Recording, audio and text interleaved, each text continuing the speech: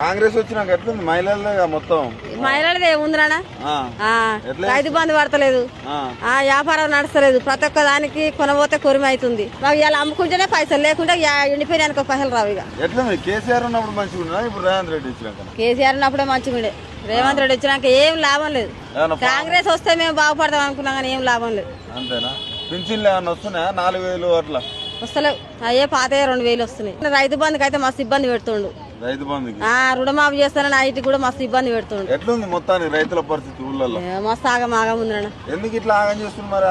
వచ్చి సంవత్సరంన్నర అయితే దగ్గరికి వస్తాను సంవత్సరంన్నర ఇక 16-15 నెలలు అవుతుంది ఎట్లా మరి ఇట్లా అయితే ఎట్లా ఇప్పుడు ఆయన ఇక కాంగ్రెస్ పోయింది వచ్చింది మొత్తం ఆగం చేస్తుంది రేవంత్ రెడ్డి అది కేసీఆర్ ఉన్నప్పుడు 10 తింటాడో 10 తిరగొచ్చిండో కానీ టైంకి వచ్చిన ఏదైనా టైంకి మంచిగా లేదా మీకు ఈ ఫ్రీ బస్ అలా ఫ్రీ బస్ పెట్టి అసలు అన్ని ఆగం చేస్తుంది పెద్ద పెద్ద క్రీములే ఆగం చేస్తాడు ఫ్రీ బస్ ఇదివరకు దాకా బతకలేదా బిడ్డ అట్లా ఉంది ఆయన తుల బంగారం లేదు కళ్యాణ లక్ష్యం కూడా లేదు కళ్యాణ లక్ష్యం కూడా లేదా కేసీఆర్ ఉన్నప్పుడు ఎట్లుండే కళ్యాణ లక్ష్యం వచ్చింది కనీసం ఈ బేరం అన్న జరుగుతుందా ఏం బేరం సాగుతుంది మొత్తం అంగాళ్ళు ఏడబడతాడు రోడ్ల మీద అమ్ముడు చేసుడు సంవత్సరం మరి మీకు ఏం చేసిండు రేవంత్ రెడ్డి ఏముంది చెయ్య ఒక పిరి బస్సుకు చూసి మురుస్తురు ఫామ్లు అప్లై చేస్తాను పోతారా ఈ ఫామ్లు పెడతారు చేస్తున్నా కానీ ఏది రాలే కదా మా కొడుకు పెళ్లి అయింది రేషన్ కడుగు